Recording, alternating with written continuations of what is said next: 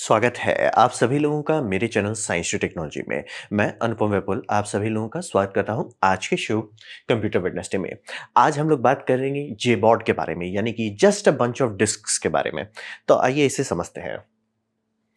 तो सबसे पहले समझिए ज़रूरत कहाँ से है। ज़रूरत इसलिए आ गई, हमारा डेटा का नीड जो है वो एक्सपोनेंशियली ग्रो कर रहा है। यानी कि 2010 में कितना एक्सोबाइट यूज़ हो रहा था और 2020 में कितना हो रहा है, ये ग्रोथ बहुत ज़्यादा है। हम लोग 2 से 60 पहुँच गए और वो भी समझिए लगभग 10 साल में। हमारा रेट ग्रोथ भी बढ़ रहा है और ग्रोथ का रेट भी बढ़ते जा रहा है। तो यानी एक्सपोनेंशियल सिचुएशन में फँस गए हैं हम लोग। दूसरा, रिडंडेंट अरे ऑफ इनएक्सपेंसिव डिस्क का इकोसिस्टम बना है। यानी कि एक भयानक डिस्क बनाने की जगह पे नॉर्मल खूब सारे डिस्क जोड़ के ज़्यादा प्रैक्टिकल रहता है। और ये आइडिया जो है, रेड जिसे कहते हैं, इसे इम्प्लीमेंट आपको करना होता है। वो आइडिया है, उसका कोई मतलब नहीं है, वो कोई हार्डवेयर नहीं है, वो बस एक आइडिया है। इम्प्लीमेंट कैसे करते हो वो आप पे, उस पे आगे और डिस्कशन कर लेंगे। और यहाँ पे समझिए कि लेकिन हर सिस्टम जो आप बना रहे हो उसमें कुछ रिक्वायरमेंट होगा। जैसा सबसे पहला रिक्वायरमेंट होगा कि उसमें फॉल्ट टॉलरेंस होना चाहिए। यानी कि अगर आप खूब सारा ड्राइव लेते हैं, जैसे ये हार्ड ड्राइव सब है, ये खराब हो गए, आप कितना भी हाय तौबा कर लीजिए, ये सब हार्ड ड्राइव चलता नहीं है। किसी भी ब्रांड का ऐसा नहीं होगा, सेंडस का लिए हैं, तोशिबा का लिए हैं, डेल का लिए हैं, किसी का भी लिए, ये सब खराब होता है। इसीलिए ये सब जो सर्वर सब में लगाया जाता है उसे हॉट स्वैपेबल बनाया जाता है, खराब होता रहता है। मतलब बड़े-बड़े कंपनी में लिटरली ये समझ लीजिए कि अगर 5000 हार्ड ड्राइव एक्टिव है, तो वो कम से कम 500 बैकअप में रखेंगे। और बैकअप एज़ इन लाइक वो कनेक्टेड कहीं नहीं है, वो सिर्फ रखा हुआ है। अच्छा ये खराब हुआ, निकालो और नया पर लगाओ। ये रेगुलरली करना पड़ता है। तो ये समझना बहुत ज़रूरी है, हार्ड ड्राइव लंबा नहीं चलता है। कंटीन्यूअसली जब आप इसे यूज़ कर रहे हैं तो समझ एक मोटर है और ये सब तो बहुत हल्का है, ये अराउंड 5000 आरपीएम का होगा, बहुत हुआ तो 7000 होगा। जो सर्वर में लगता है वो सैस रहता है और जनरली बहुत ज़्यादा आरपीएम तक जाता है, अराउंड 15000 आरपीएम पे जाता है। उतना तेज़ अगर आप कोई मोटर चला रहे हैं 5 साल तक, बोल जाएगा भाई। तो ये समझना बहुत ज़रूरी है कि ये हमें अच्छा से पता हो। और ये ऐसा मत समझिए कि हार्ड ड्राइव है तो सिर्फ हार्ड ड्राइव में फ़ॉल्ट है। वो आप एसएसडी लगे तो भी आपको ऐसा बनाना होगा कि फ़ॉल्ट होने पे सिस्टम ना लटके। तो और सिस्टम ना लटके ऐसा नहीं कि सिर्फ डेटा ये मतलब सिस्टम चल रहा है, डेटा लॉस भी नहीं होना चाहिए। तो ये मिनिमम रिक्वायरमेंट है कि आपका स्टोरेज जो भी अरे आप बना रहे हो या जो बंच ऑफ डिस्क है उसमें एक के जाने पे आपको कुछ नहीं बिगड़ना चाहिए। मिनिमम, चाहे वो एचडीडी हो चाहे वो एसएसडी हो। फिर आप ये समझिए throughput must scale up with size. जैसे कि आप एक ठो ड्राइव लेते हो, आजकल आप 22 टेराबाइट तक का ले सकते हो, लेकिन उसका रीड एंड राइट अभी भी बहुत स्लो है। आप 250 एमबीपीएस भी बारली बहुत ज़्यादा पुश किए तो शायद छू पाएँगे। रियलिस्टिकली 150 में बोल जाइएगा। तो चलिए स्पीड तो आपका हो गया, मान लेते हैं हम 200 एमबीपीएस है, लेकिन उस पे आप कितने लोगों को चला पाएँगे? आप सर्वर बना रहे हो या काफ़ी बड़े क्लाइंट टेल्को सर्व कर रहे हो, वो स्पीड ही काफ़ी नहीं है। तो आप कैपेसिटी तो बढ़ा दे रहे हो खूब सारा लगा के, लेकिन उसको ऐसा बनाना होगा आपको कि ये थ्रूपुट जो है वो स्केल करे।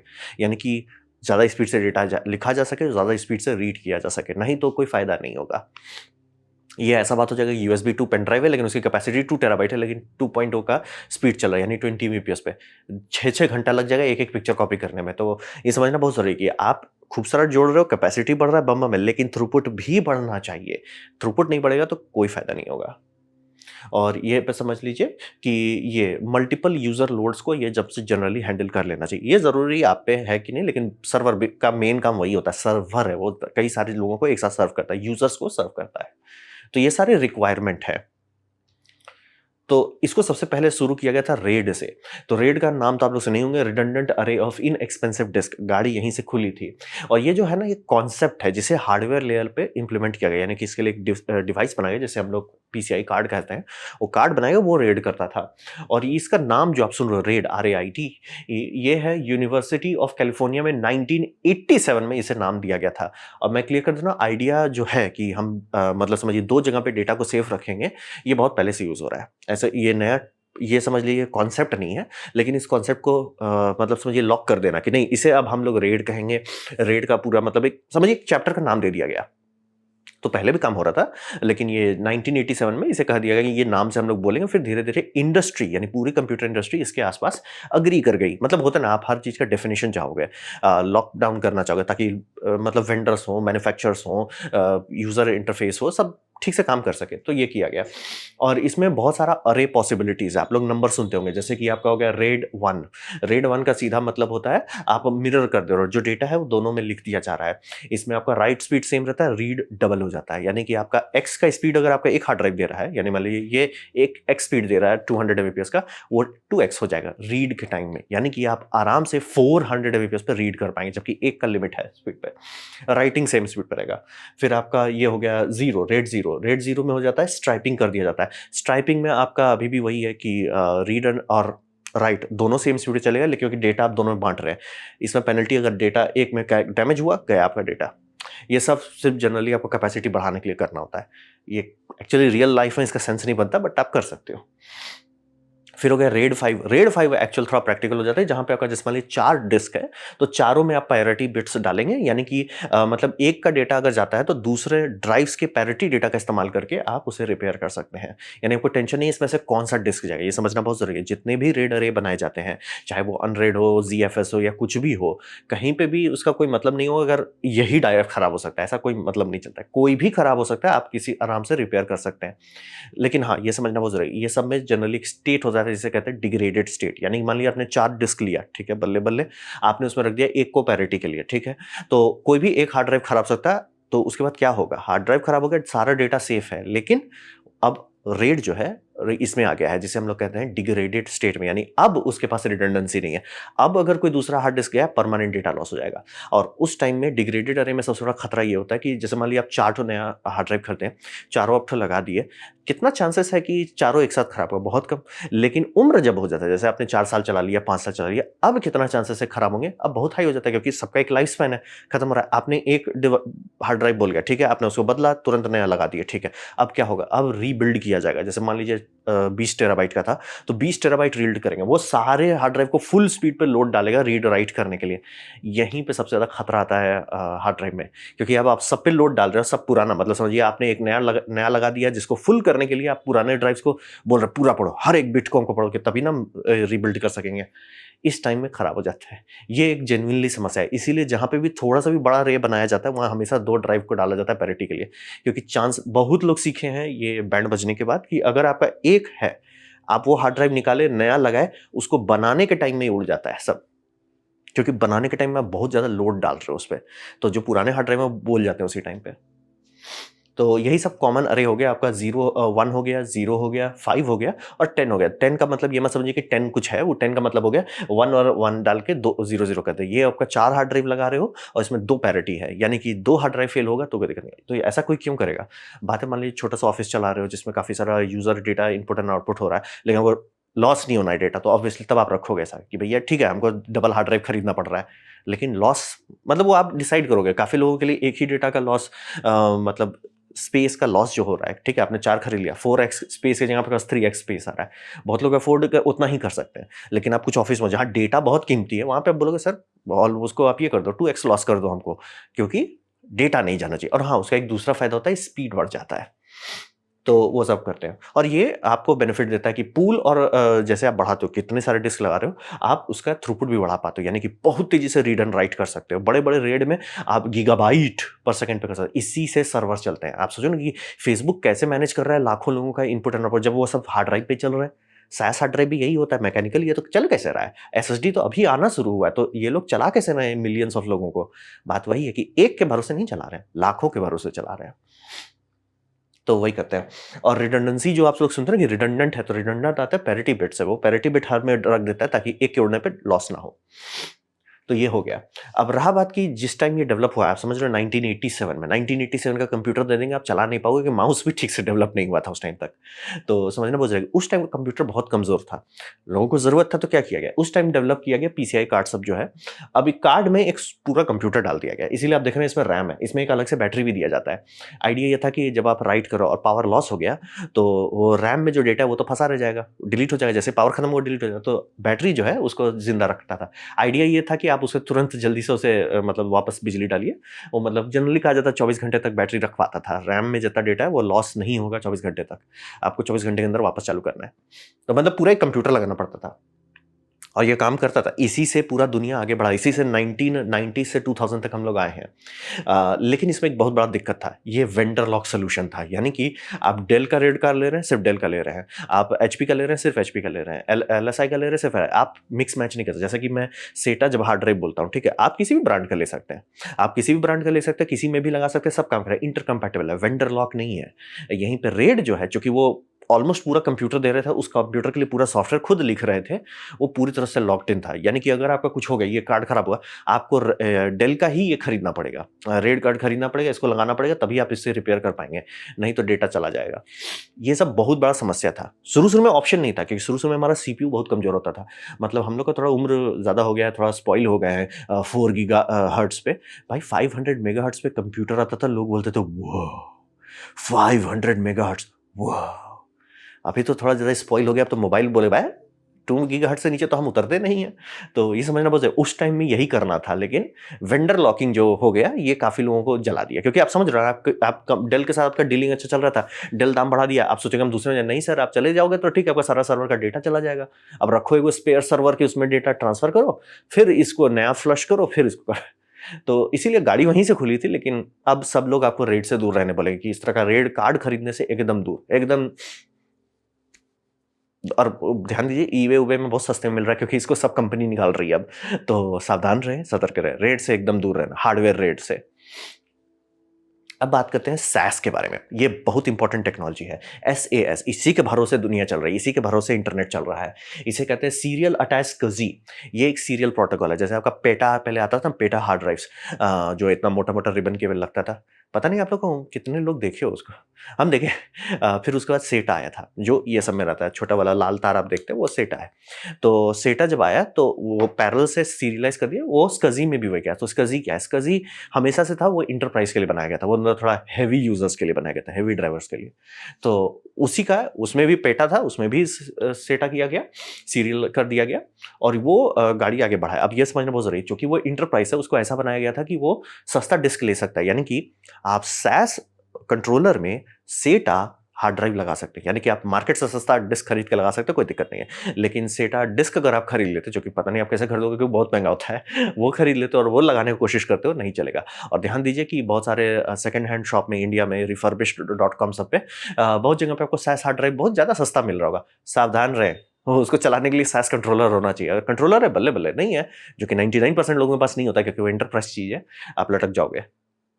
तो कंपैटिबिलिटी विद सी, ये समझ लिए सीरियल अटैच दिया गया, मतलब कि आपका महंगा सर्वर में सस्ता हार्ड डिस्क जा सकता है। और इसका फायदा यह था कि जब गाड़ी खोली गई थी, इसको 3 जीबीपीएस का स्पीड दिया गया था 2004 में।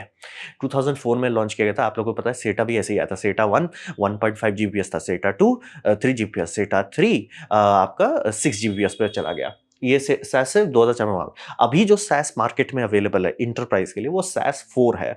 ये 22.5 जीबीपीएस दे रहा है, यानी कि 2.5 गीगाबाइट्स पर सेकंड दे रहा है, यानी ऑलमोस्ट एसएसडी का, मतलब लिंक का स्पीड जो है एसएसडी को संभालने लायक है।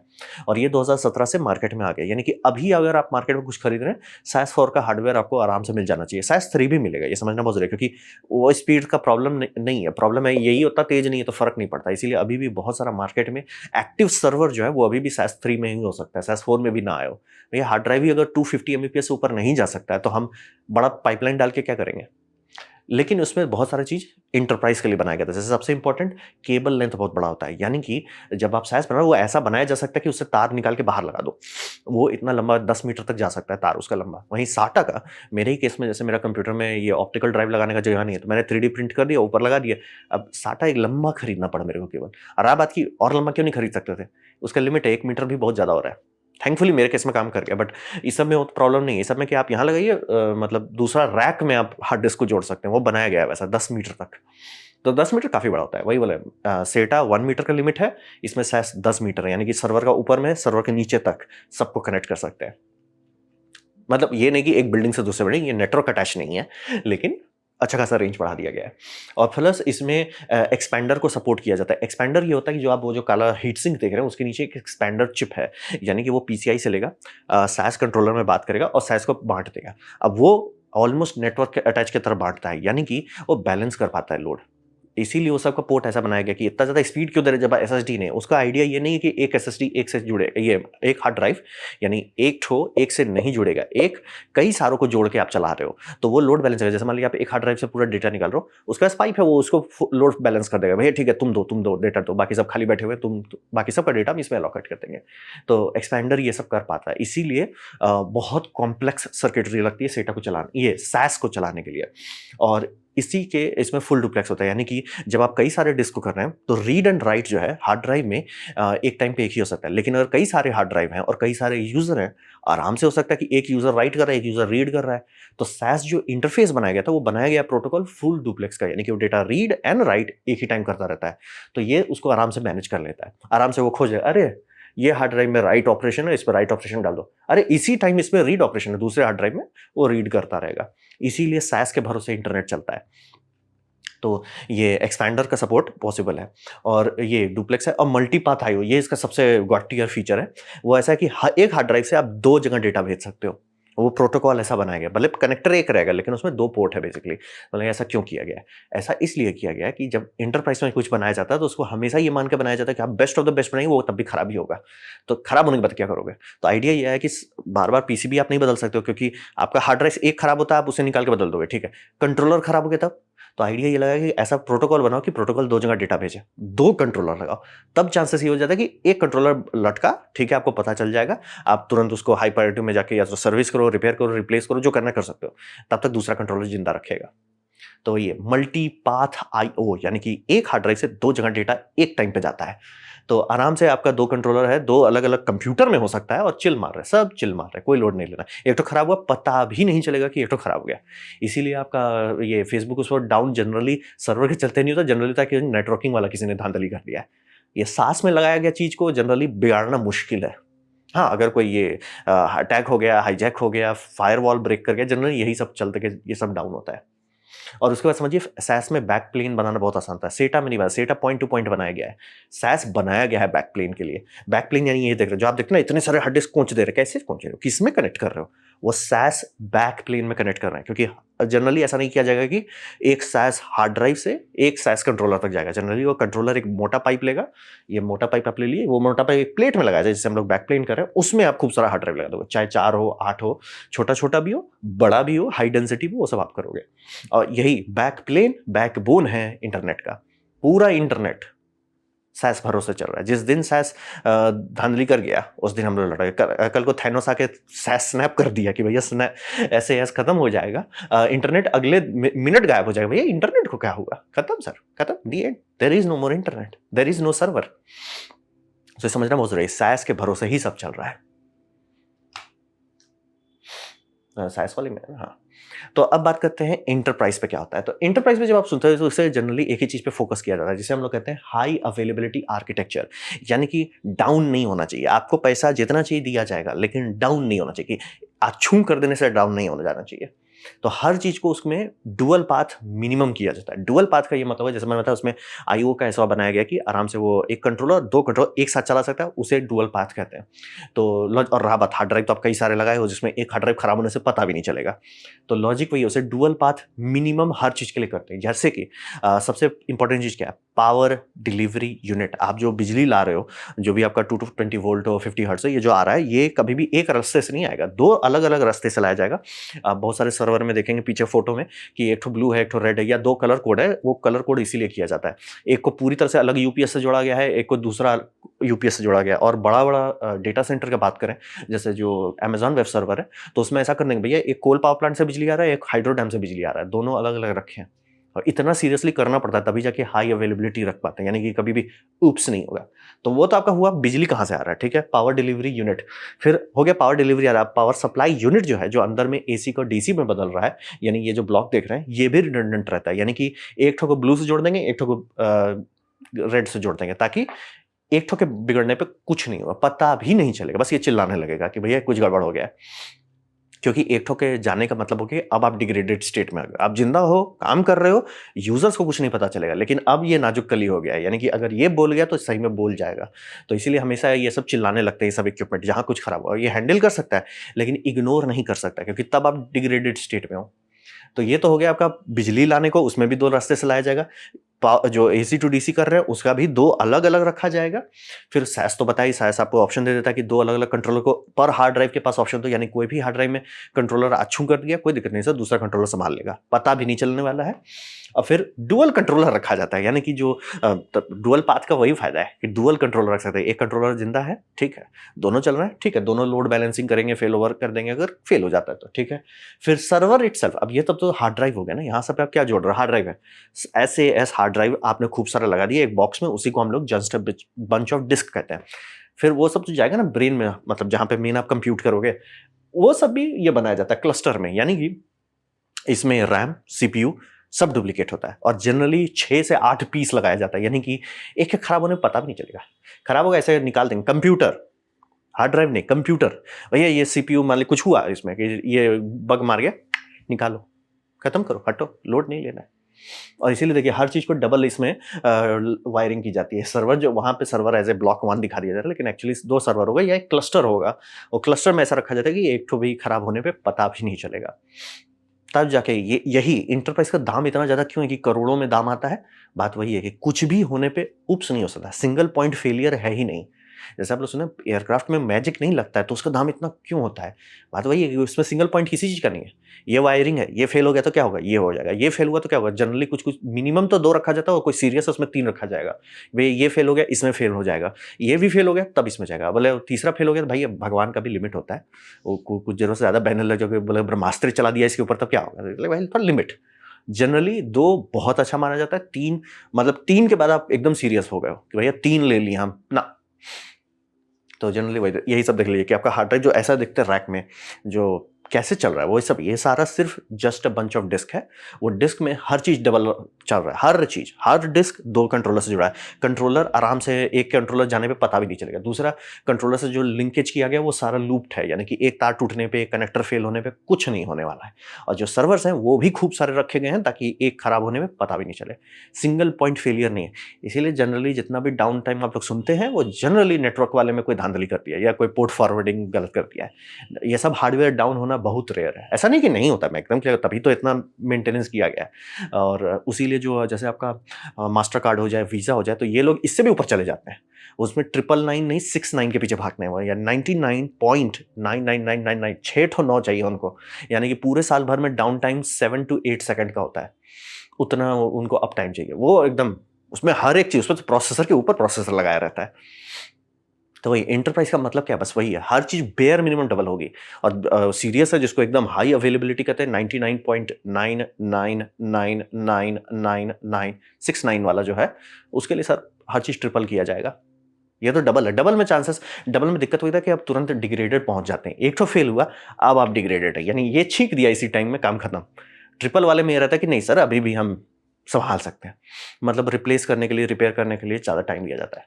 तो ये हुआ इंटरप्राइज, ये हुआ, ये इसी के भरोसे हमारी दुनिया चल रही है, जो ये बॉट्स के भरोसे।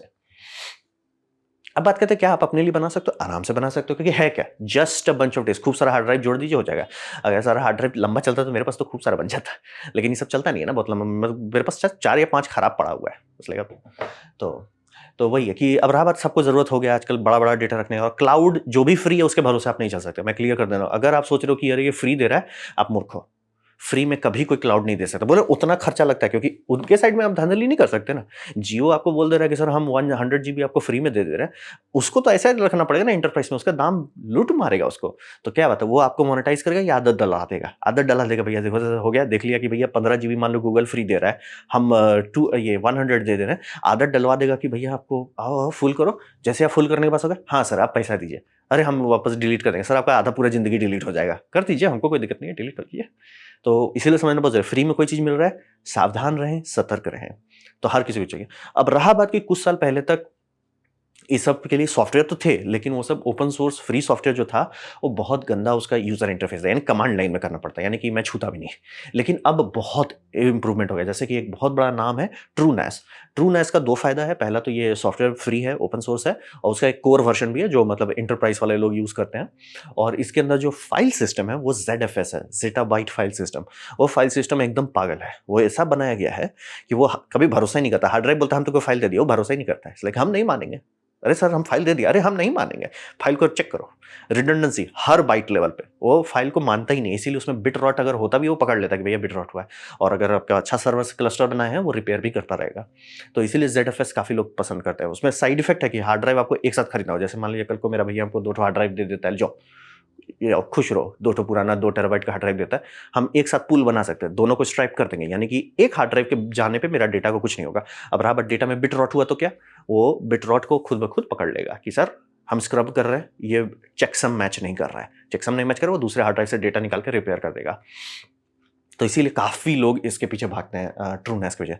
थोड़ा सा फचांग है, मतलब फ्लेक्सिबिलिटी नहीं देता ये कि सर एक आज हम 2 हार्ड ड्राइव लगा देते, कल 3 लगा देंगे, कल वो नहीं देता है, वो उसका पेनल्टी है। बेनिफिट हष्ट पुष्ट तंदुरुस्त है, मतलब कि आप बहुत मेहनत करने के बाद उसे बिगाड़ सकते हो, और इसी के भरोसे बहुत सारी कॉर्पोरेशंस चल रहे हैं, इंटरप्राइज चल रहे हैं, तो वो हष्ट पुष्ट तंदुरुस्त है। सन माइक्रो सिस्टम का बनाया हुआ था ZFS, और फ्री BSD आई थिंक उसका ऑपरेटिंग सिस्टम है, उसके साथ ZFS को, इसका पैकेजिंग को हम लोग ट्रूनेस कहते हैं। ये आपको मार्केट में फ्री में मिल जाएगा। दूसरा, अब हार्डवेयर, वो तो हो गया कि आप सॉफ्टवेयर करोगे, हार्डवेयर कहाँ से आएगा? हार्डवेयर में जनरली अगर आप एक नॉर्मल आदमी बात करो, जैसे मैं करूंगा, तो सिर्फ 2 हार्ड ड्राइव का बात होगा या 4 हार्ड ड्राइव का बात होगा। जनरली पुराना कंप्यूटर में 4 या 6 सेटा पोर्ट मिल जाता है, आपको और ज्यादा करने की जरूरत नहीं है। लेकिन आप थोड़ा बह गए कि सर हमको थोड़ा ज्यादा चाहिए, या आपका किस्मत खराब है, जैसे मेरे पास था, मेरा जो सबसे पहला कंप्यूटर था 15-20 साल पुराना, डेल का जो था, उसमें सिर्फ 2 सेटा पोर्ट था, तो उसमें तो हम बना ही नहीं पाते। तो वहां पे अगर हमको था कि यार नहीं, हमको बहुत सारा डिस्क चाहिए, जैसे ऐसा खूब सारा हार्ड ड्राइव लगाना है, तो कैसे करते हैं? वहां पे आप आराम से ये SAS HBA खरीद सकते हैं, या नॉर्मल HBA होस्ट बस अडाप्टर मार्केट में खूब सारा मिलता है, 5 से 9 हज़ार के आसपास में। वो आपको 4 या 8 या 16 तक आपको दे देगा ड्राइव कनेक्ट करने का। और चूंकि वो SAS वाला, इसीलिए हम बोल रहे हैं, क्योंकि SAS में ऐसा बनाया जाता है, उसका वोल्टेज ज्यादा रहता है, वो ज्यादा दूर केबल निकाल सकता है। यानी कि SAS का जो कार्ड है, वो कार्ड आपका कंप्यूटर में है, कंप्यूटर के बगल में एक डब्बा बनाइए जिसमें आप हार्ड ड्राइव लगा लीजिए। लोग ऐसे बना रहे हैं, सिंपल प्लाईवुड से भी काट के कुछ लोग बना रहे हैं, कुछ लोग एक्रिलिक का खरीदे, कुछ 3D प्रिंट कर रहे हैं। खूब ऑप्शन है, ऑप्शन की कोई कमी नहीं है, वो सब कर सकते हो। तो हार्डवेयर में आपको ज्यादा टेंशन नहीं लेना है, पुराना कंप्यूटर बम बम करेगा, आप खुद से नया बना भी सकते हो। और नया बनाने का फायदा ये होगा कि बिजली बहुत कम खाएगा। पुराना कंप्यूटर में ये साइड इफेक्ट होता है कि जैसे अगर आप आज के टाइम का एकदम ब्रांड न्यू नया कंप्यूटर लेके बनाते हैं, वो 50-60 वाट में सब चीज चला देगा। वहीं पे अगर पुराना लेते हैं, वो आराम से हो सकता है कि 150 वाट सिर्फ कंप्यूटर, क्योंकि ग्राफिक्स कार्ड बहुत खा रहा है, प्रोसेसर बहुत खा रहा है। मेरे पास FX 850 है, बुलडोजर है, बहुत बिजली खाता है। मेरा नया कंप्यूटर ये का लोड के टाइम में उतना बिजली खाता है जितना वो आइडल में खाता है। दोनों AMD है, लेकिन उस टाइम में AMD बहुत कचरा था, पता नहीं मैंने क्यों खरीदा, बट नहीं पता था उस टाइम, नहीं तो बुलडोजर नहीं लेते। बट सीखने के लिए बहुत अच्छा है। तो मैं एकदम क्लियर करता हूँ, हर किसी के पास जनरली पुराना कंप्यूटर आजकल मिल जाता है, नहीं है तो अमेज़न पे बहुत सारे रिफर्बिश्ड कंप्यूटर आजकल मिलने लगा है, तो वो भी ले सकते हो। हाँ, लेकिन वो सब में आपको ये खरीदना पड़ जाएगा, सास पड़ेगा, वो मिनी PC है 8-9 हज़ार का, उसमें आपको ये पहली बात देखिए कि वो फिट होगा कि नहीं, होगा तो करके आप ये लगा सकते हो। सॉफ्टवेयर रेट भी अवेलेबल है, और मैच्योर हो चुका है कंप्यूटर, यानी कि आज का 10 साल पुराना कंप्यूटर 1990 का नहीं है। अभी भी आप 2010 में जाओगे, डैम हम बुढ़ा गए हैं। तो 2010 का कंप्यूटर बहुत तगड़ा है, कोई टेंशन वाली बात नहीं है। और ट्यूटोरियल्स हर चीज़ अवेलेबल है, मतलब आप थोड़ा सा भी टाइम लोगे, आराम से अपना बना सकते हो। और ये दूसरा कहते हैं, काफ़ी लोग नेटवर्किंग में जाना चाहते हैं, काफ़ी लोग इसमें करना चाहते हैं, IT सेक्टर में घुसना चाहते हैं। अगर आप ये सब कर पाते हो ना, तो आपके पास एक एक्चुअल स्किल सेट आता है। जो काफ़ी लोग पूछते हैं ना कि लाइक भैया तुम पढ़ाई जो कॉलेज से किया, उस कॉलेज से एटलीस्ट 100 बंदे तो निकले ही होंगे, और वो फील्ड जो है वो एटलीस्ट 10,000 बंदे इंडिया से निकाला ही होगा। वहाँ पे आप कहते हो नहीं सर हम अपना सर्वर भी बनाते हैं टाइम पास के लिए, ये हमारा पोर्टफोलियो। जैसे कि हमारे एक बंदे को कुबरनेटिस का एक्सपीरियंस के लिए उसको पैसा मिल रहा है। कुबरनेटिस ट्राई कीजिए, करने वाले लोग करते हैं, घर में करते हैं, कुबरनेटिस बना लेते हैं। कुछ डॉकर के लिए रोजी रोटी आ रही है डॉकर से, डॉकर कहाँ प्रैक्टिस करेगा? लो अपना घर में सर्वर बनाओ, डॉकर कंटेनर बनाओ, उसमें करो, सब चीज करो। रियल वर्ल्ड प्रैक्टिस का कोई अल्टरनेटिव नहीं होता है। और इंडिया के कॉलेजेस का नाम कुछ जरूरत से ज्यादा खराब है, क्योंकि मैं तो कॉलेज में नहीं पढ़ा हूँ, तो पता नहीं वो सच है कि नहीं, लेकिन काफी लोग कह रहे हैं कि इसका लैब जो है मतलब कोई फायदा नहीं, वो लेटेस्ट टेक्नोलॉजी छोड़ दीजिए, वो मतलब 2008 के आसपास का कंप्यूटर पे चला रहे हैं 2020 का बैच को। तो अगर वैसा है तो आप भगवान भरोसे हो, तो उससे बेटर आप घर में ही सब प्रैक्टिस करना शुरू कर दो। क्योंकि बोल रहे हैं, एक एक होता है ना कि आप पढ़ लिए कि हाँ भैया ये है, आपने कोड का एक्सपेरिमेंट, एक होता है सर हमने करके देखा ना सर क्या प्रॉब्लम होता है, कैसे उसे ट्रबल शूट करते हैं। 99% टाइम में कोई भी चीज काम नहीं करता है, ट्रबल शूटिंग करना ही पड़ता है। ट्रबल शूटिंग जो जल्दी से कर पाता है उसकी प्रमोशन जल्दी जल्दी होती है, बाकी सब लोग गोल गोल घूमते रहते हैं। ट्रबल शूटिंग इक्वल्स टका। ट्रबल शूटिंग के लिए प्रैक्टिस चाहिए, प्रैक्टिस के लिए खुद बना ले। तो ये था मेरा presentation just a bunch of tips के बारे में, यानी कैसे दुनिया चल रही है। उम्मीद करता हूँ आपको अच्छा लगा, कुछ सीखने मिला, कुछ समझ में आया। अगर ऐसा है, लाइक कर दें, दोस्तों के साथ शेयर कर दें, उससे मेरा काफ़ी भला होगा। नहीं अच्छा लगा, नहीं पसंद आया, कोई बात नहीं, आप डिसलाइक दबा सकते हैं। मैं कहूँगा डिसलाइक दोबारा दबाएँ, उससे मुझे पता चलेगा कितना नापसंद हुआ है। मैं आपसे कहूँगा कमेंट लिखें, मैं हर कमेंट को पढ़ने की कोशिश करता हूँ। आपसे कहूँगा सब्सक्राइब कीजिए, बेल दबाइए अगर आप फ्री हैं तो। आपने यह वीडियो देखा, जान के मुझे बहुत खुशी हुई। धन्यवाद।